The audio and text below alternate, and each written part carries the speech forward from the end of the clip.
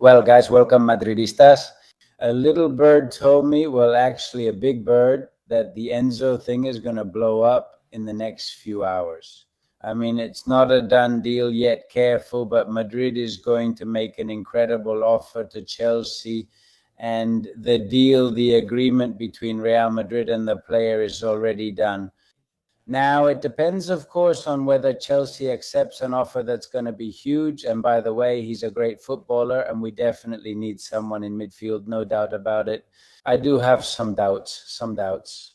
Maybe it's because he did us a lot of harm. Well, a lot of harm. Understand me, I mean this ironically, Modric and Kroos back in the day. Something so good that now suddenly you say to yourself, hey, and from someone who has a great perspective, he's a very good footballer, watch out. But spending that much money, I think part of the fans will see it as, I mean, they'll see it as something excessive. That's how it seems to me. Because, of course, the amount is going to be astronomical, because this guy cost Chelsea more than 120 million. It's not going to be just anything, but I insist, a little bird told me. Well, a big bird told me that this, let's see, that in the next few hours. And also look here, Nicolo Esquira, a guy who has 500,000 followers on X and who is super attentive to the market. He always says that indeed the agreement between the player and Real Madrid is already done. Well, now all that's left is to formalize that offer. Look here at what Fabrizio Romano is posting. It's a bombshell. Some eyes and the Spanish flag. I understand that. Well, no, in that case, of course, sorry, I think he hasn't said anything about that. I think it was because of Victor Munoz, which is another topic that I want to talk about, because suddenly Liverpool showed up. This caught me during the match between England and Croatia, for which I made a little fun report, just a 3-minute thing that I'll put here towards the end of the video. I was here talking with Glenn Hoddle. Do you remember the English guy? Well, I ran into a guy with this retro England look, not from Mexico 86 as I had thought, but from Spain 82. And well, outside the Dallas Cowboys Stadium now we see it, right? On one of my walks, I was finally able to experience the pure World Cup atmosphere. We will be at the match between Portugal and Uzbekistan next Tuesday, the 23rd in Houston. And there I'll go into the stadium and everything will be much more, of course, once inside the stadium, you'll see. Yesterday, I didn't go into the stadium. I was outside. But of course, the English crowd was there with the great match we saw with the 4 goals against Croatia, that 4-2. They were absolutely thrilled. And what's their favorite sport besides soccer? Well, drinking beer. We went to where they were drinking beers. To the English, and there we did a little report that I wanted to do because, well, this street journalism, this kind of thing is what I started doing on television back in the day, and I really enjoyed it right away. Like I said, I'll show it to you, but, well, beyond Enzo's thing, I insist there's this guy's story. It really blew my mind, but I mean, when did this even happen? I mean, I found out after uploading the video talking about Portugal's draw against the Democratic Republic of the Congo, and Cristiano's latest performance are in the new video. Check it out. And of course, we got fooled by the Newcastle rumors, and it was Newcastle this, Newcastle that, and suddenly Liverpool signed him for those 40 million, 20 for Madrid, 20 for Osasuna. And what about what Jose Felix Diaz is saying, for example, about that clause that Real Madrid is keeping for a year, which ends in 27 next summer? To exercise it, we don't know for how much. I imagine it won't go much higher than 10 million. If it's 10, maybe it's less. This year it was 8. To get him back, it was to pay an 8 million clause. Madrid hasn't activated it. They still don't trust the player. But hey, it turns out that a whole club like Liverpool does trust him. It's not like he's joining just any team. He's joining Liverpool.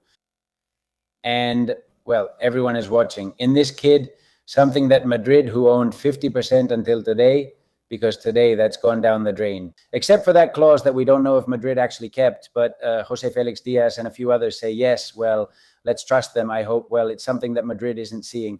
And the others do, and the others see it. Well, a highly valued footballer, the Premier League was lurking. That's Newcastle. And in the end, Liverpool. It's been quite a surprise. And speaking of 2027, this thing about Ceballos. Ceballos would become a free agent. Sorry, I mean, he has a contract until 2027. Ceballos would have been at Real Madrid for 10 years with 1 or 2 years. I can't remember if it was 1 or 2, sorry, on loan in England at Arsenal. And it's as if he was never there. It's incredible. This man's time at Real Madrid, I don't think anyone is going to miss him. Look, I'm not hating on Ceballos. I mean, for me, Ceballos, back in 2017, when Madrid signed him, I was really happy because I thought, hey, before Barca gets him, this guy had just had an amazing U21 European Championship, really amazing. And I thought he was going to be a great addition to Real Madrid's midfield for the future back then. Years have passed, and when he was doing well, he got injured. When he wasn't, he just struggled. Would they have reached that agreement for him to leave for free as a free agent with still 1 year left on his contract, obviously? If they couldn't take him in previous years for any reason, probably because he earns a lot. Betis can't even pay you half of what you're asking, and then they can't even pay him half of what he earns at Madrid. So, man, in the end, it always fell through, right? And so Madrid must have said, look, that's it, because, of course, we're going to get a bit of money for you. It's better if you leave and make some space here, right? Before looking at the England and Croatia thing and my appearance there, at the Dallas Cowboys Stadium, let's listen to one of the funniest things I've heard in the last few hours about the transfer market. Now, to finish with this whole circus that was set up with Julian Alvarez, well, the president of Atlético de Madrid comes and tells us that some guy named Julian, who didn't seem like Alvarez. Well, no, he's not going to leave for Bayern. Look, what does he call him? He received a 150 million offer from Real Madrid and Florentino. The offer from Real Madrid and Florentino came, and you already know what was told to them. You keep repeating this, and it's tiring. Sorry, I didn't hear you. Julian Lopez plays for Atlético de Madrid. Anyone interested in Julian Lopez can review his contract and decide if they want him. If not, they won't. That's basically this summer's story. You all know the situation. He is an Atlético de Madrid player, and I think that's clear. And if not, whoever wants to, let them come. And let them see the contract. We have no indication, I'll say it again. We have no indication at all. We have a contract with the player. If someone wants him, they can come, discuss, see the contract, and if interested, he'll leave. President, a few days ago, there was a offer from Real Madrid. You received the offer from Florentino.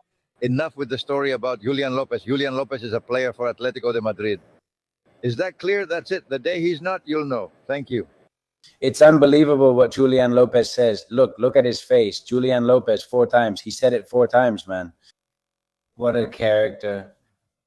Well, speaking of characters, what I found there when I was leaving the stadium, but I really liked that there was a good vibe between the English and the Croatians. Hey, if England had lost, maybe we'd be talking about something else. But anyway, this is the report. This is the report from Dallas, folks. Well, see you. The Dallas Cowboys Stadium, where this match between England and Croatia has taken place. And right across the street, there's a place here that my good friend Arnaldo told me about. You have no idea how this place gets before and after the games. Check it out. There's a hotel there, and everyone crosses that walkway to go there, get drunk, and celebrate. The English fans, and even those who aren't English but like to celebrate too. And for the Croatians to forget their sorrows.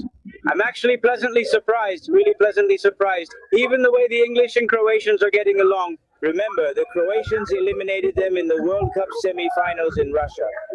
And look now, I mean, here the Croatians are calm, relatively calm. It's true that this is the first match of the group stage. The English are calm because they won. If they'd lost, it might be different. Tired of waiting, they told people to move so they could get through the walkway. Here by the river for the party. There's the English party. I don't know if you can see, but it says beer garden over there. Paradise for the English. Plus, they play Queen for them. The party is made for them. Straight out of Mexico, 86. There it is. Spain 82. Right, 86. Congratulations for today. Very good game. Where are you from? Spain. The Euro Cup. What do you think about betting on Benica today? I don't say too much. Hello, I'm a young man. I like to see the guys doing what they got to do on the field. I don't like to say too much about them myself. I'm not a football expert. I know. Okay, cool. I like to let the team be the team talker. Bueno. This is Benidorm at its wildest. What's your name?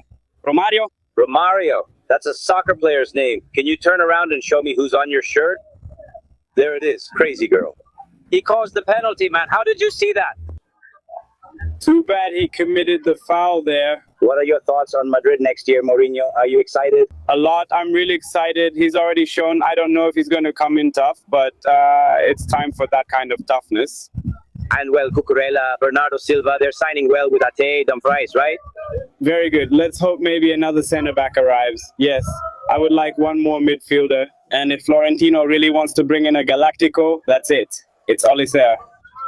I agree. Here is Bellingham, who, along with Modric, was our main concern. I saw him a bit anonymous in the first half, but I feel like he's missing something. He's missing something. Even so, he still scores goals because he scored an important goal. It was a good goal, but I feel like he's missing something. I don't know if it could be his injury. Because his level has dropped a bit. He's had 2 strong years at Real Madrid. Are you excited about Mourinho and Madrid's future? Yes, with all the signings. Who do you think Florentino could sign as a Galactico? I don't think Julian Alvarez will happen. Who else do you see? For me, the perfect piece that Madrid is missing is Joao Neves. Joao Neves, right? He scored a header again. He scored a goal. A forward, right? A midfielder, isn't he? The offense is fine. Mbappe and Vinicius just need to position and perform better. Well, people like me. That's it, Brandon. Nice meeting you. Hala Madrid, hoping for a good year. Let's hope for another Champions League. Well, there he was. There was Marlon. His name was Marlon. He was from Mexico, by the way, from Guadalajara, Jalisco, Mexico. And I told him, well, look, I'm from Guadalajara, Castilla-La Mancha, Spain. And we became friends there because there were a lot of Mexicans, but really a lot of Mexicans there, sorry. And also a lot of Real Madrid fans who were Mexican. A lot of people with the Mexican flag wearing the Mexico jersey and Real Madrid jerseys. But, you know, honestly, everyone, England, Croatia, of course, it was that match. But when it comes to club jerseys, I've mainly seen Arsenal and Real Madrid ones. How interesting. And some Real Madrid ones, Modric, the big names, of course, Real Madrid, Bellingham, right? And I stopped those 2. And I see people here are excited about Mourinho and the new signings. And I really agree with this guy and with some others who have also commented on what happened this summer. Okay. What we need is someone for the midfield, or Joao Neves, like he said. Some people told me the signing is Michael Olise. If you already spend 150 on Enzo Fernández, you can't get Olise, and definitely not Joao Neves. I think it'll be Enzo Fernández. All the best. Like the video, subscribe, comment, and share if you enjoyed it. I'll try to keep making these videos, especially during matches in Dallas. The Argentina national team is coming. And there with the Argentinians, well, it's a gold mine. It's a gold mine of content. And of course, for that match, we'll make a pilgrimage to wherever Cristiano is in Houston this coming Tuesday in that game against Uzbekistan. And watch out, Portugal has everything on the line, just like Spain drawing in the first match. You'll have to tell me about the second one. See you next time. Please like and hype up this video. It really helps. Thanks for being here. Bye.